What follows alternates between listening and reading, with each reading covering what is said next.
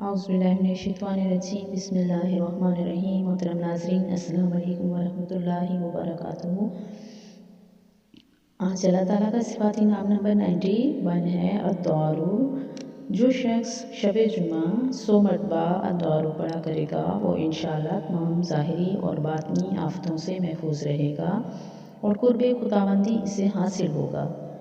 अल्लाह पाक का सिफ़ाती नाम नंबर 92 है अन्नाफ़ी, यानी नफ़ा पहुँचाने वाला। जो शख्स कश्ती या सवारी में सवार होने के बाद या नाफ़ी कसरत से पढ़ता रहे इंशाअल्लाह हर आफत से महफूज रहेगा।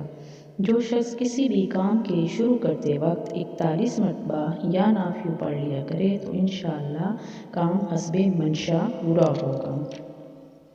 अल्लाह पाक का सिफ़ाती नाम नंबर 93 है अन्नूर, यानी सरापा नूर और नूर बख्शने वाला।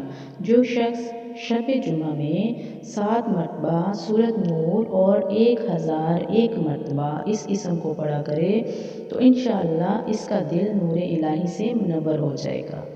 अल्लाह पाक का सिफ़ाती नाम नंबर 94 है अल-हादी, यानी सीधा रास्ता दिखाने और इस रास्ते पर चलाने वाला।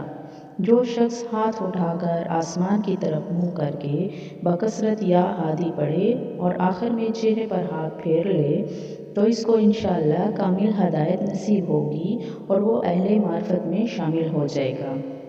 और जिस शख्स की औलाद नाफरमान हो तो वो 101 मरतबा या 111 मरतबा अल-हादी का वेट करे और अल्लाह पाक से बच्चों की हदायत के लिए दुआ करे तो अल्लाह पाक उसकी ये दुआ कबूल फरमाएगा और बच्चों को हदायत अता फरमाएगा।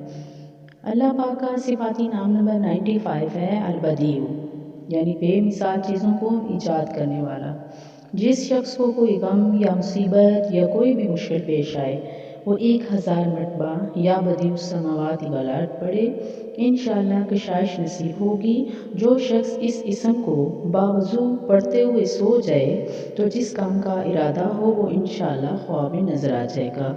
और जो शख्स नमाज इशा के बाद या बदीउल आजाइब बिल खैर या बदीउ 1200 मरतबा 11 दिन तक पढ़ेगा तो जिस काम या मकसद के लिए पढ़ेगा इंशाअल्लाह वो अमल पूरा होने से पहले ही वो मकसद हासिल हो जाएगा। अल्लाह पाक से दुआ है अल्लाह पाक इन सिफ़ाती नामों की बरकत से हमें फैज़याब होने की तौफ़ीक अता फ़रमाए। वमा अलैना इल्लल बलागुल मुबीन। अस्सलामु अलैकुम वरहमतुल्लाहि वबरकातुहू।